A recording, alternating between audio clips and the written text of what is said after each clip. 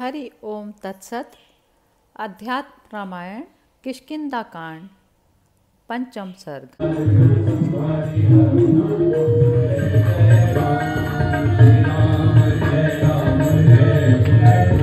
भगवान राम का शोक और लक्ष्मण जी का किष्किंधापुरी में जाना।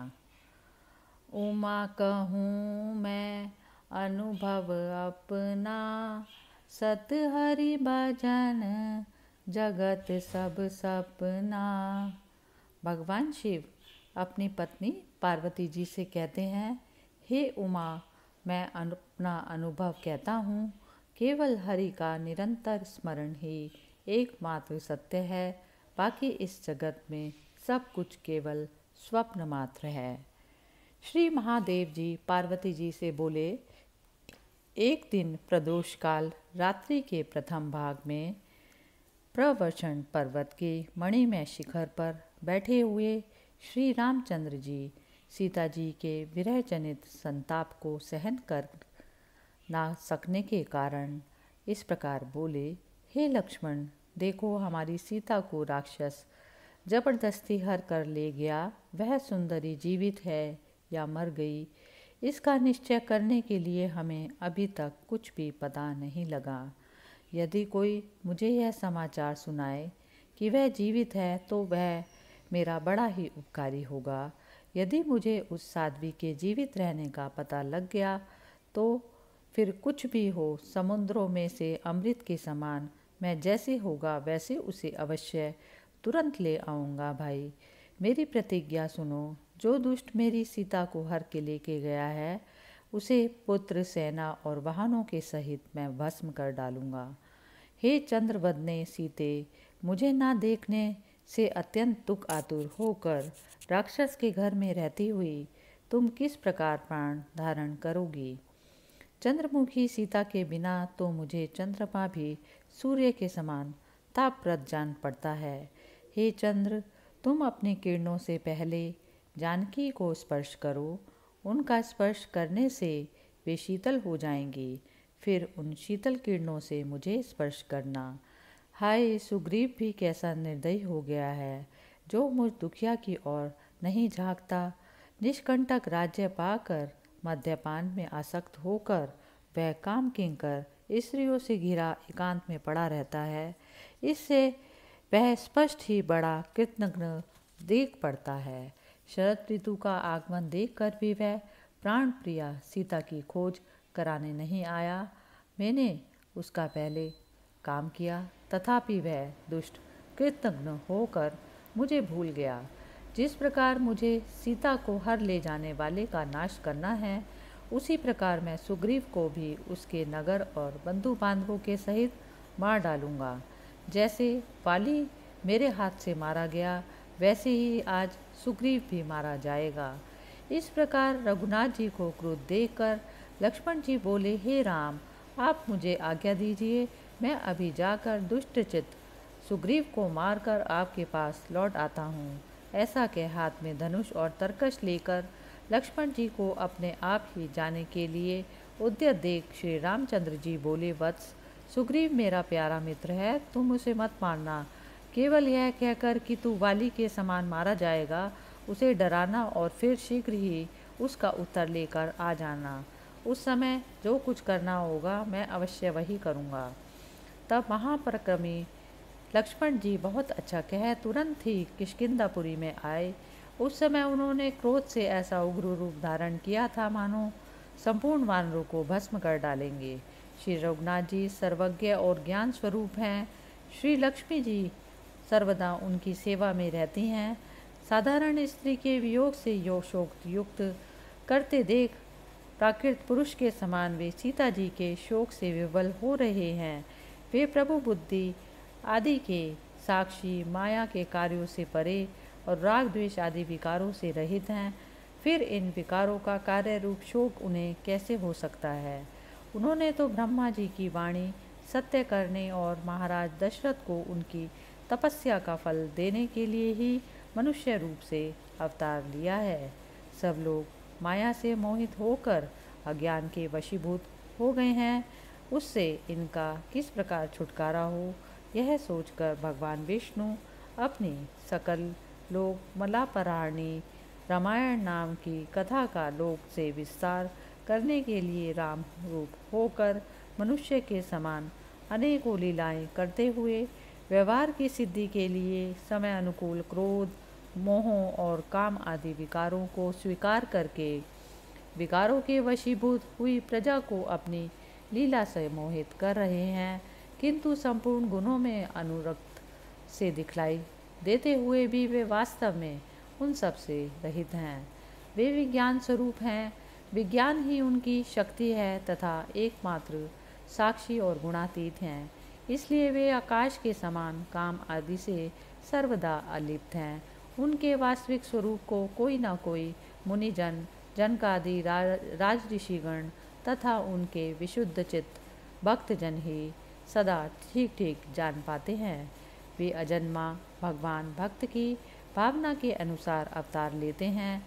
इधर लक्ष्मण जी ने किष्किंधापुरी के पास जाकर पहुंचकर संपूर्ण वानरों को भयभीत करते हुए अपने धनुष की प्रत्यंचा का बड़ा भयंकर टंकार किया।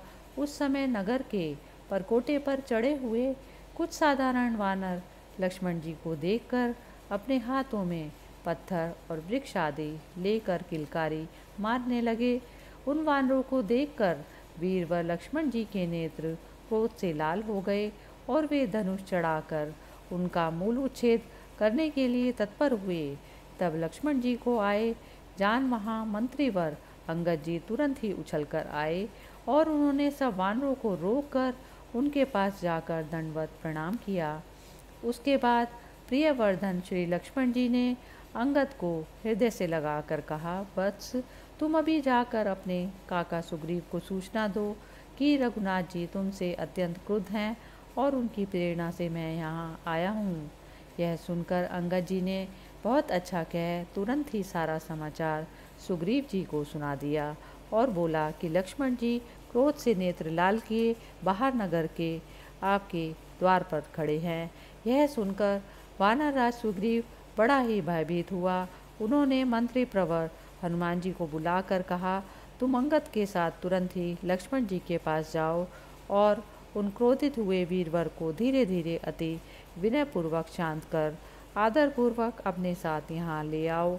इस प्रकार हनुमान जी को भेजकर कपिराज सुग्रीव ने तारा से कहा, हे अनघे, तुम आगे जाकर अपनी मधुर वाणी से वीर व लक्ष्मण को शांत करो और जब वे शांत हो जाएं, तब उन्हें अंतःपुर में लाकर मुझसे मिलाओ। यह सुनकर तारा बहुत अच्छा कह बीच की ड्योढ़ी में आ गई। इधर अंगद जी के हनुमान जी के लक्ष्मण जी के पास आए और उन्हें सिर नवाकर भक्तिपूर्वक स्वागत करते हुए बोले, हे महाभाग वीरवर, निशंक होकर आइए, यह आप ही का घर है। इसमें पधार कर राजमहर्षियों से और महाराज सुग्रीव से मिलिए, फिर आपकी जो आज्ञा होगी हम वही करेंगे। ऐसा कह पवन नंदन हनुमान जी भक्तिपूर्वक लक्ष्मण जी का हाथ पकड़कर उन्हें नगर के बीच से होकर राज मंदिर को ले गए। तब लक्ष्मण जी मार्ग में जहाँ तहाँ यूथपति वानरों के महल देखते हुए इंद्र भवन के समान अति शोभायमान राजभवन में पहुँचे। वहाँ बीच की जोड़ी में चंद्रवदना तारा बैठी थी। वह संपूर्ण आभूषणों से विभूषिता थी तथा उसके नेत्र मत से कुछ अरुण वर्ण हो रहे थे। वह मधुर भाषिणी तारा लक्ष्मण जी को प्रणाम कर मुस्कुराती हुई बोली, आइए देवर जी, आपका शुभ हो। आप बड़े ही साधु स्वभाव और भक्त वत्सल हैं। आपने अपने भक्त और अनुगत वानर राज सुग्रीव पर किस कारण इतना कोप किया? उसने तो बहुत दिनों से बिना किसी प्रकार का सहारा मिले दुख ही दुख भोगा है। अब आप लोगों ने ही उसे बड़े दुख के समूह से निकाला है। आप ही की कृपा से महामति सुग्रीव को यह सुख देखने में आया है। वह जाति का वानर है, इसलिए कामासक्त होकर श्री रघुनाथ जी की सेवा में उपस्थित नहीं हुआ।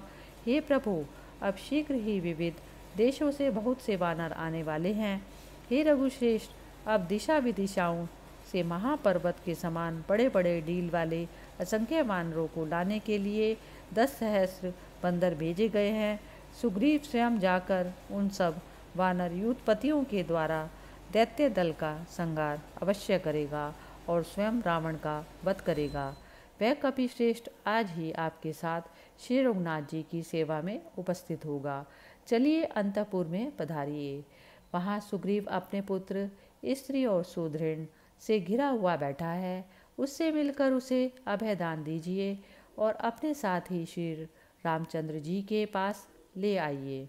तारा का वचन सुनकर लक्ष्मण जी का क्रोध थोड़ा सा शांत हुआ और वे अंतपुर में जाकर वानरराज सुग्रीव के पास गए। सुग्रीव अपनी भार्या रूमा को गले लगाए पलंग पर पड़े थे।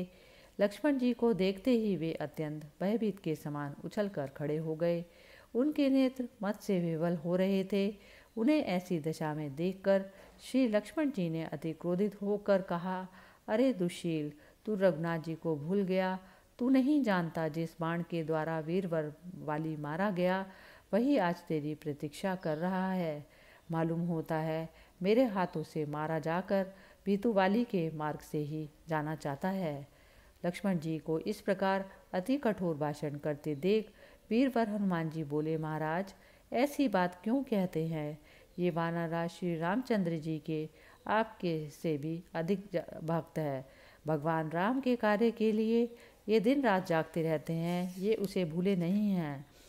ये करोड़ों वानर इसलिए सब ओर से आ रहे हैं। ये सब शीघ्र ही सीता जी की खोज के लिए जाएंगे और महाराज सुग्रीव रामचंद्र जी का सब कार्य भली भांति करेंगे। हनुमान जी के इस प्रकार वचन सुनकर लक्ष्मण जी लज्जित हुए।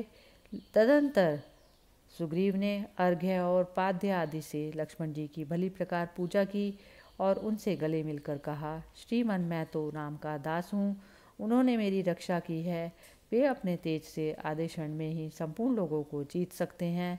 हे प्रभु, मैं तो अपनी वानर सेना के साथ केवल उनका सहायक मात्र होऊंगा। मुझसे भला उनका क्या कार्य सिद्ध होगा? वे तो स्वयं ही सर्व सामर्थ हैं। तब लक्ष्मण जी ने भी सुग्रीव से कहा, हे महाभाग, मैंने भी प्रणय कोपवश आपसे जो कुछ अनुचित कहा है वह मुझे क्षमा करे। भगवान राम वन में अकेले ही हैं और वे श्री जानकी जी के विरह से अति व्याकुल हैं, अतः हम आज ही वहाँ चलेंगे। तब वानरराज सुग्रीव ने कहा कि ठीक है। लक्ष्मण जी के सहित रथ में चढ़े और वानरों के साथ श्री रामचंद्र जी के पास चले। उस समय उनकी सवारी की अपूर्व शोभा थी। भेरी और मृदंग आदि नाना प्रकार के बाजे बज रहे थे तथा बहुत से रीछ, वानर, श्वेत, छल और चमर लिए उनके अत्यंत सुशोभित कर रहे थे। इस प्रकार वानरराज सुग्रीव बड़े ठाट बाट से नील, अंगद और हनुमान आदि मुख्य मुख्य वानरों के साथ श्री रघुनाथ जी के पास चले। इति श्री मद अध्यात्म रामायणे उमा महेश्वर संवादे किष्किंधा कांडे पंचम सर्गा समाप्त। मंगल भवन अमंगल हारी, द्रवौ सुदशरथ अजीर बिहारी। जय श्री राम।